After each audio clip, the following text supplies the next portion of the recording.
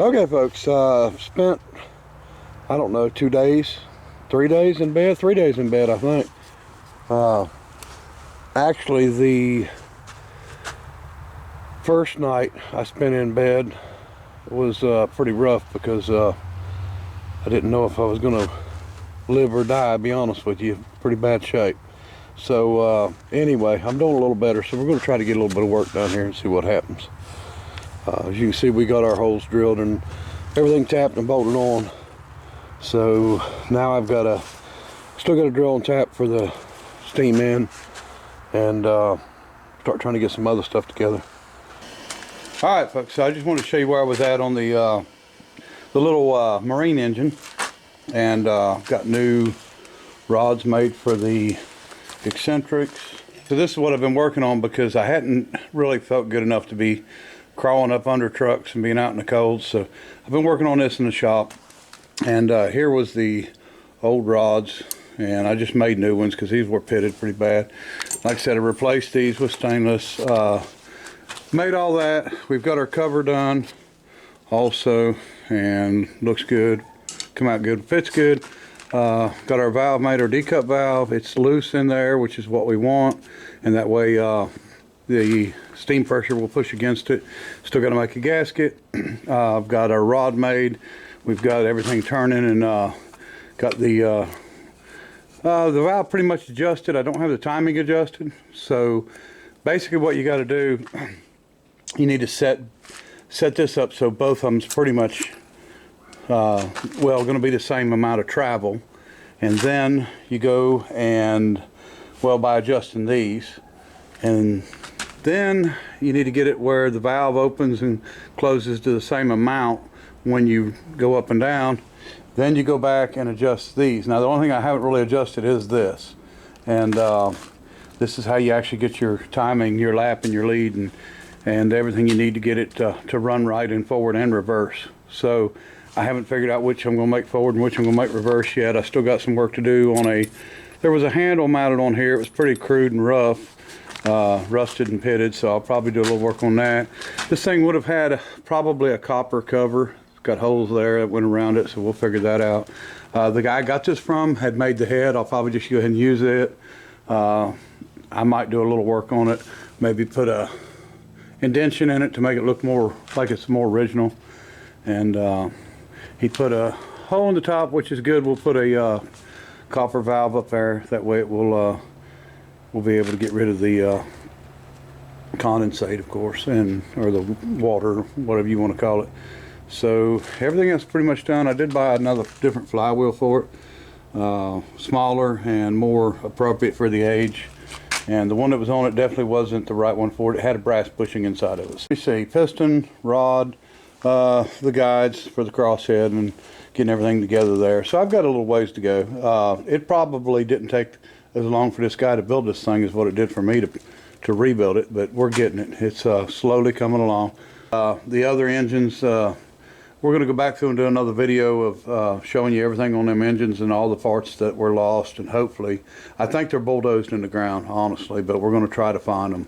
And if we can't find them, we'll have to make some stuff. We'll get back on this thing and try to get it finished up too. So appreciate everybody watching. Till next time, bye. Hey folks, Jonathan here. All right, so it's been a while since I put a video on.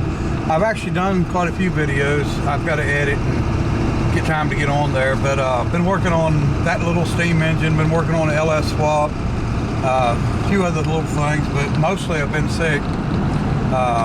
Spent about a week out, not being able to do much. Well, I've done my rotations, my whole patrol wrecks and stuff, but I've really had to force myself because it's been rough. And one night I laid in bed and didn't even know if I was going to make it through the night or not. But anyway, so we're bouncing back now, and today's the first decent day out. I'm getting out and about. So I had bought 2 more engines, another big Corliss, and a Erie Ironworks engine. And you know, these are not perfect engines by any means or anything like that. They've been sitting out for a long time, but yeah, I didn't want to get scrapped or anything like that, so we're going to load them and get them. I've got Vic behind me in my 4-door rollback, and I'm in my 1-ton single wheel truck Duramax with the gooseneck trailer. So we're going to go try to get both trucks loaded up. I think I can get everything except for the flywheel halves, and they're going to be about somewhere around 9,000 pounds for the flywheel, and we'll haul it on the other truck. And that's about all that truck needs anyway. And then we should be able to get it all in one load, hopefully. And I'm not sure, you know, what the total weight's going to be, but it'll be up there. So 2 complete engines, both big. One of them's a really early box bed engine, 1860 maybe, 70s. Got a curved spoke, 7-foot, 1-piece flywheel. It's about 7 foot, it might be 6, somewhere around there, but nice engine. And either way, we're going to save them, get them, and you know, we're either going to do something with them or try to before we die anyway. All right, folks, here's our pile, or part of our pile. I guess that area engine's a little bigger than I thought. So that's every bit of 8, maybe even 10 feet. That Dodge pulley don't go.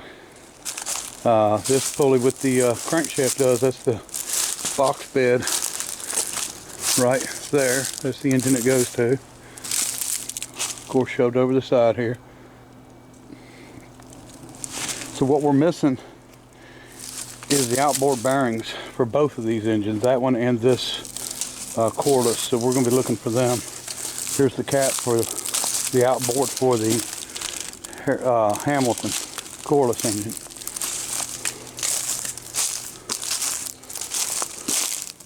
Crankshaft for the Hamilton.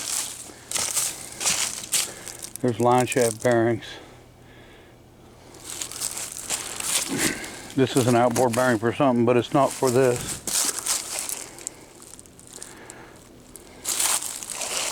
Yeah, we're going to have to do some searching here just to make sure we get everything. There's an old safe. Heavy. I've seen one of these on Cody dropped it on the Roadrunner one time. Alright, we got Vic loaded up here. Boy, what a load.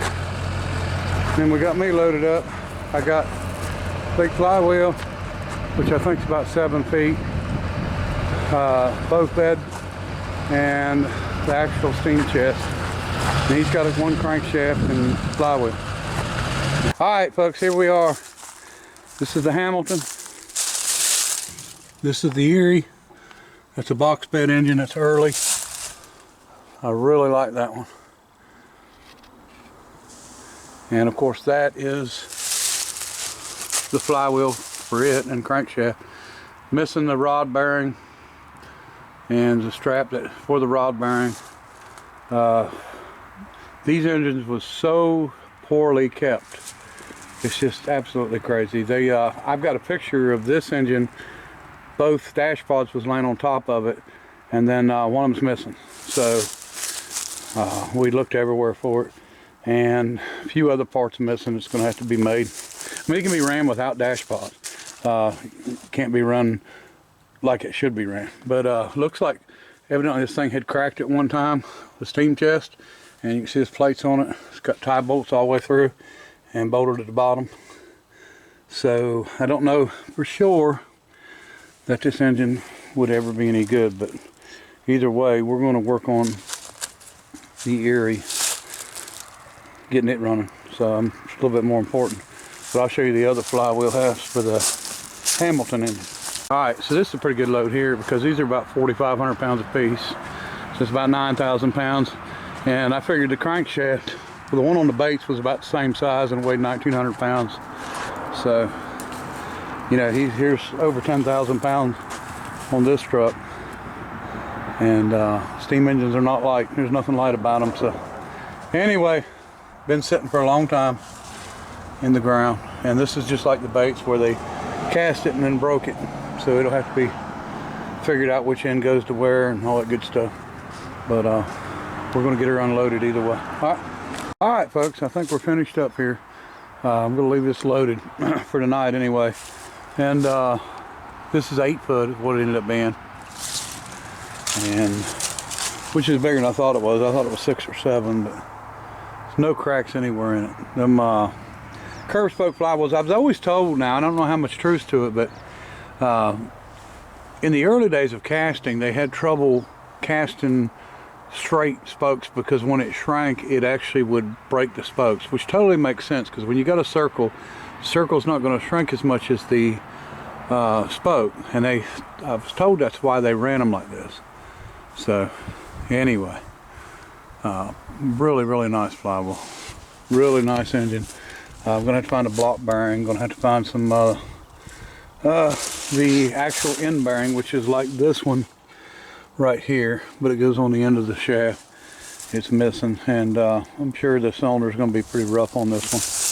And it did have some water run out of it when we took it loose. So I think this is mostly here is just linkage for the Corliss for this. The arm that comes up off of here is also missing, and it was there.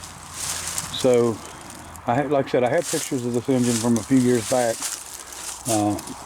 that showed all them parts, but they got gone. So we'll see what we can do though. All right.